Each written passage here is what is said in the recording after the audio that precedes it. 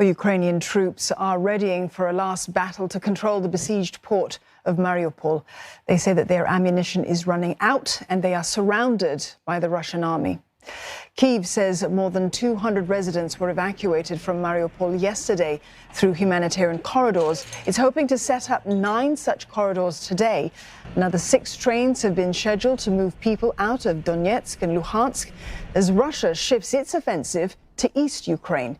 The Chechen leader is promising that Russian troops will seize Kyiv. The president, Mr. Zelenskyy, says that Moscow is preparing for an even larger assault. Можуть використовувати проти нас ще більше ракет, ще більше авіабомб, але ми готуємось до цих їхніх дій. Ми будемо відповідати, будемо ще активніше забезпечувати Україну зброєю. Kyiv says that it's found over 1,200 bodies in Bucha and other towns around the capital. Another 12 people have been killed in attacks around Kharkiv over the weekend as Russian forces kept up with their shelling. In the central city of Dnipro, an airport has been completely destroyed after it was struck twice by missile attacks. Russia claims it has also successfully targeted a missile launch system in the city. Philip Crowther joins us live now from Lviv for more. Philip, how are we expecting this conflict in the east of Ukraine to play out in the coming days? Well, it's expected to be a very intense battle, this one. An offensive from the Russian military is very much expected, if indeed it hasn't already begun. We've, for example, seen satellite imagery of a very large Russian convoy of armored vehicles making its way south from around the city of Kharkiv down into the Donbass region, further into the Donbass region, large parts of which the Russian military clearly, and it is its stated aim, want to get under their control. So what we're seeing now already appears to be an intensification, not in all parts, because shelling of the city of Kharkiv has been happening pretty much every day. Mariupol is still a fought-over city as well, of course, both of those still in Ukrainian hands as we speak. But when you look at some of the detail of what we're hearing, you can see that there is that intensification of Russian attacks. For example, the Russian Defense Ministry says that it has managed to destroy parts of an air missile defense system, and it says specifically that that was a system that was brought in, it was a weapon shipment from the West for Ukraine. Now, you might remember a few days ago, Slovakia said that it was bringing in its air defense missile system, a Soviet-era one. Now, Slovakia has reacted to this, by the way, and says that it has no confirmation that it was its system that was destroyed in a missile attack. All of this very difficult to confirm without eyes on the ground. But those are the types of air attacks that Russia seems to be staging right now because it wants to be able to dominate the skies over the Donbass region. And that has not been possible in any parts of Ukraine for Russia so far. Well, Philip, Ukrainian forces remain in control of Mariupol for now, but they're running out of weaponry, of ammunition there, and they're preparing for what they're calling this last battle for the port city. Do we know what is going to happen if Russian troops take control of Mariupol? Well, here's the first thing, that we would not be able to find out if Russian forces take control over Mariupol, because you already mentioned the over 1,000 bodies of civilians that were found on the outskirts of the capital city, Kiev. Those were only found because Ukrainian forces took back control of those areas once Russian forces left. If that does not happen in Mariupol, there is no chance to find out what might have really happened on the ground. Now, tactically, though, Mariupol is of very, very big importance to the Russian military, because if you only have a quick look at the map, it shows you that there is that tiny pocket of Ukrainian resistance, of Ukrainian control inside the city of Mariupol. Without that, then Ukraine loses control, essentially, of what would become a land bridge for the Russian armed forces, for Russia generally, between the Donbass region in the south and the Crimean Peninsula that was annexed by Russia in the year 2014. That is clearly a goal for the Russian army, to establish that land bridge that, just because Mariupol has been able to hold out for so long, has not been established so far. Philip, thank you very much for that update. Philip Crowther there in Lviv.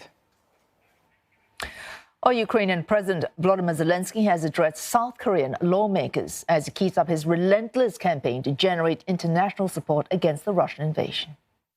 Що може бути незамінним для нас.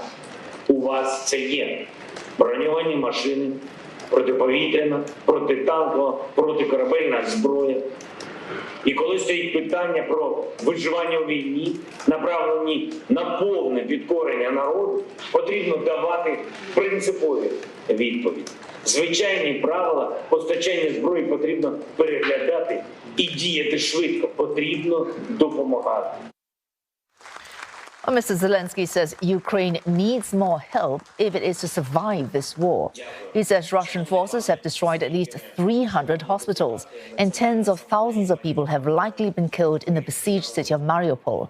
The Ukrainian president warns that Russia is a threat not just to his country, but to the whole of Europe, and that Moscow will not stop unless it is forced to do so. Seoul had previously rejected the request for weapons, citing the potential impact on its military readiness, given its own security situation. Austria's Chancellor Karl Nehammer is heading to Moscow. He'll be the first European leader to do so since the war. He says he will meet with the Russian president. Rosie Bircher joins us live from Brussels. Well, what message is the Austrian Chancellor taking to Mr. Putin? He is bringing a message to say that Vladimir Putin has essentially de facto lost this war morally. That's according to Austria's foreign minister, who spoke to press recently. Chancellor Nehammer himself, he said that it's all about building bridges. Now, this is a visit that has been welcomed by some EU leaders, for example, German Chancellor Olaf Scholz. But it is, however, a visit that will be raising eyebrows elsewhere, because there's division in the bloc on just how exactly and to what extent to engage with Russia. Now, this is about continuing these efforts from some European countries toward fostering dialogue. Austria is not a member of NATO and it's non-aligned militarily. That's seen as something it could potentially leverage in terms of dialogue.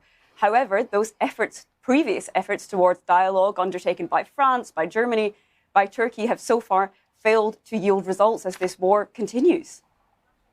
Rosie, of course, this war in Ukraine, amongst other things, sparking a new thinking on European security, and France a linchpin in this effort to shore up security. We look at the French presidential elections. We've got Emmanuel Macron heading into runoff with Marine Le Pen.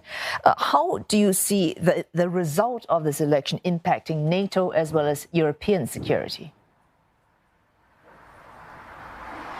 Well, this is a very nervous 2 weeks coming up for officials here in Brussels because of the key role France plays both in the European Union and in NATO. When it comes to the EU, France is the only EU member with a permanent seat on the UN Security Council. It's the only EU member which is a nuclear power. So this would be very destabilizing for the European Union at this particularly critical time. Marine Le Pen says she wants to essentially have EU treaties rewritten to transfer power back to the capitals.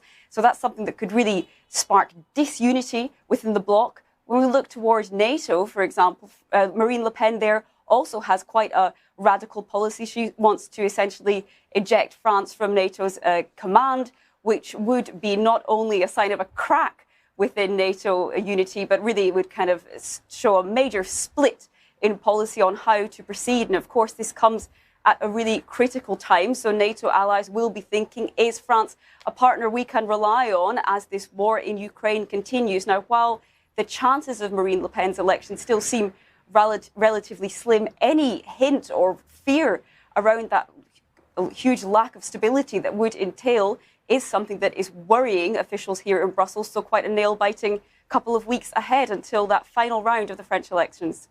Oh, thanks for that. Rosie Bircher speaking to us there from Brussels.